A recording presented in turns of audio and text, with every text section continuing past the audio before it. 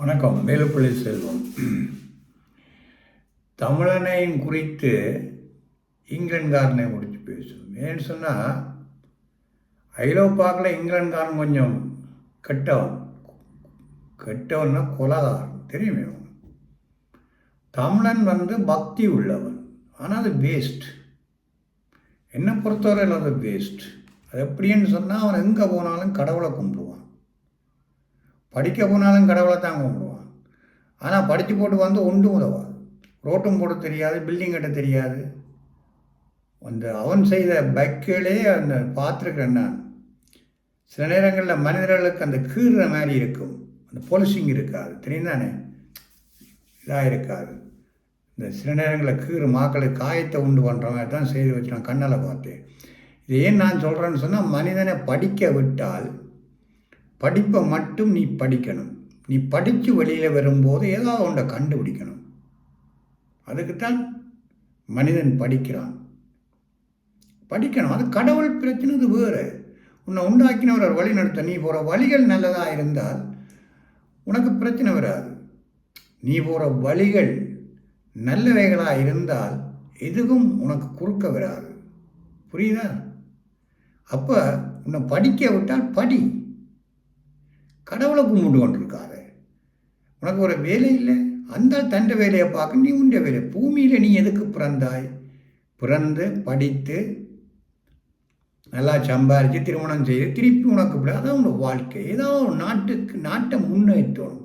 எனக்கு காயின் ஞாபகம். காயின் ஆதாம் ஏவாளின் முதல் மகன். அவன் கொலகாரன். யாருன்னு சொன்னால் அவனை முடியுது. அவனோட கொலகாரன். யாரை கொலை செய்தான்? சொந்த சகோதரத்தை கொலை செய்தான். எதுக்கு? பிராமை.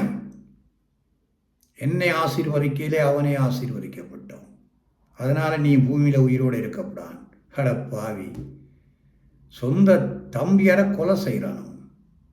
அப்போ எனக்கு இங்கிலாந்துக்காரன் நினைக்கும் போது அவன் ஞாபகம் ஹாயின் ஞாபகம். அவன் ஆக்கள்லாம் அவன் மேபி இருக்கலாம்.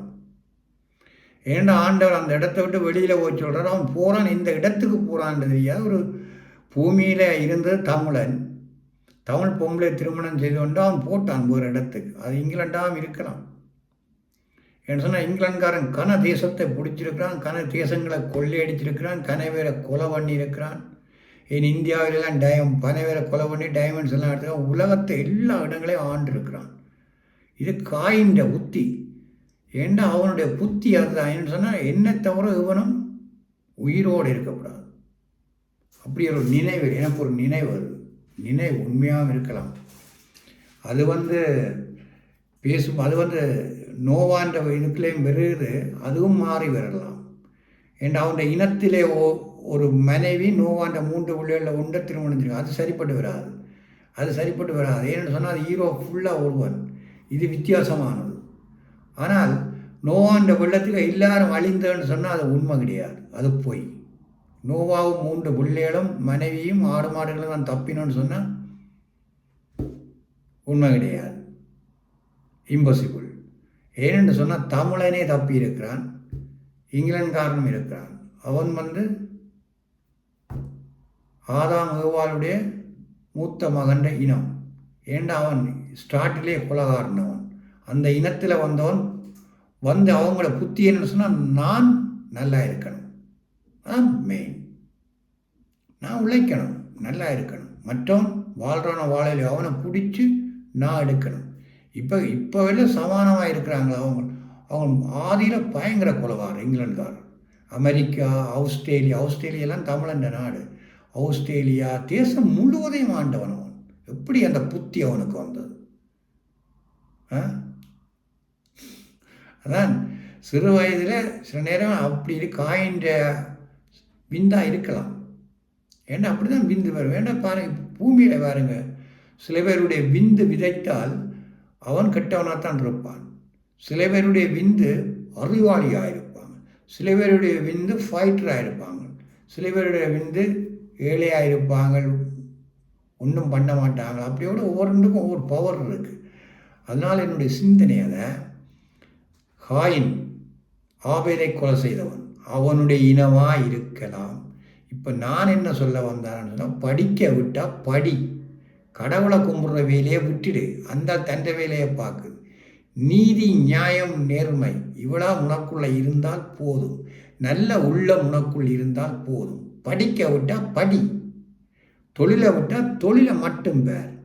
அதில் முன்னேறத்தக்கதாக இன்னொருவன் செய்யும்போது கண்ணால் பார்த்தா அதை நீ செய். பக்கத்தில் இருக்கிறவன் நிற்கக்கூடாது. இது வந்து தமிழனுக்கு கூட இருக்குது இந்த புத்தி. நானே நேரில் பார்த்துருக்கேன். நானே விட்டுட்டு வந்தேன் ஒரு ஃபேக்ட்ரியை. நீ இருந்தா என்னை விட்டேன். நான் அந்த ஃபேக்ட்ரி ரிசைன் பண்ணி போட்டு வெளியில் வந்தேன். ஒரு தமிழனால் விட்டுட்டு வந்தேன். உண்மை. நீ வேலைக்கு போனால் நீ நல்லா உழைச்சி நீ நல்லா அந்த இடத்துல வேலை செய்தால் உன்னை முதலாளி உயர்த்துவான், மேலே வருவாய். இன்னொருத்தனை தள்ளி போட்டுத்தான் நீ அதில் இருக்கணும்னு சொன்னால் நீ நாசமாக போயிடுவேன். நான் ஒருத்தனுக்கு வேலை காட்டி கொடுத்தேன், அந்த ஸ்லீப் பண்ணுறது. அவன் பிறகு வந்து எந்த இடத்துல வந்திருந்தான். நான் சொன்னேன் இது எந்த இடம் வந்து, அவன் சொன்னால் தன் இடத்துல என்ன போயிருந்தான். அதே பிறகு நமக்கு அவனுக்கு ஒரு சின்ன இது வந்தோடனே நான் வந்து என்ன ரிஜிஸ்டர் என்னை எழுதி கொடுத்துட்டு நான் இங்கே வேலை செய்யணும். நான் வழியில் வந்து வேறு வெற்றி வேலையை போட்டேன். இதே அவனுக்கு வருதுன்னு சொன்னால் மற்றவன் நல்லா இருக்கக்கூடாது, தான் நல்லா இருக்கணும். நான் தான் அவனுக்கு வேலையை காட்டி கொடுத்தேன். எப்படி என் இருதயம் எதையுமே எரியாது அவன். நான் அவன் உயிரோடு இருக்கிறான்னு ஒரு கேட்டுன்னு விடுறேன். அவனெல்லாம் உயிரோட பூமியில் இருக்கக்கூடான்னு சொல்லிட்டு. ஆமாம், உண்மை. அது என்ன ஆனபடியால் நீ படிக்க விட்டு இப்போ வந்து யூரோப்பில் எல்லாம் தமிழாக்கள் இருக்கிறாங்க. அவங்களாம் மாறிட்டான். கும்புறதெல்லாம் குறைவு. அதான் சைவக்காரன் இங்கே அந்த தரித்திரமான தெய்வத்தை வச்சு இது பண்ணி நாசமாக்குறாங்க இந்த புள்ளிகளை. படிக்க விட்டால் படி. கடவுளை தூக்கினது தெரியாது. அது உனக்கு ஒன்றுமே செய்யாது. உனக்கு நாடே கிடையாது. கடவுளுக்கு பின்னால் கூட பள்ளிக்கு நம்மட்டா கடவுள்கிட்ட போகிறேன், நாட்டுக்காண்டி கடவுள்கிட்ட போகிறேன், கடவுள் வந்து இந்தா அதெல்லாம் தூக்கி தர மாட்டான். படித்து புத்திசாலியாயிரு, பலசாலியாயிரு. உண்டை கண்டுபிடி, அணு ஆயுதங்களை கண்டுபிடி, பெரிய குண்டுகளை கண்டுபிடி, பெரிய வீரனாயிரு.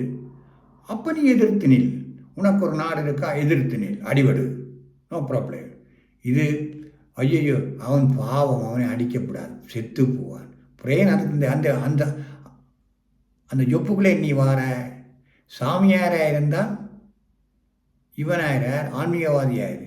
இது திருமணம் செய்து போட்டு பேர பிள்ளைகளை எல்லாம் கண்டு போட்டு வந்து சாமியாராக இருக்கிறான்.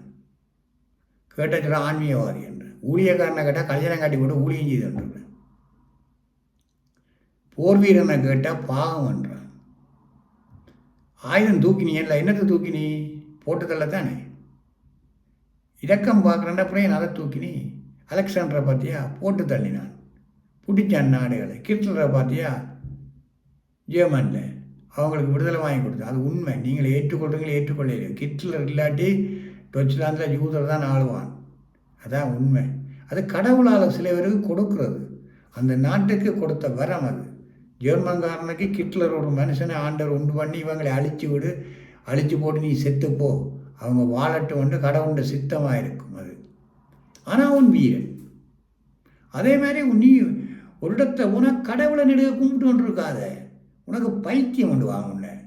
கடவுளை விட்டுட்டு பூமியில் எப்படி வாழுகிறது, எப்படி எனக்கு என்னுடைய தேசத்தை நான் சம்பாதிக்கிறது என்று சிந்தி. பெரிய ஆளாவா. Okay, God bless you, bye.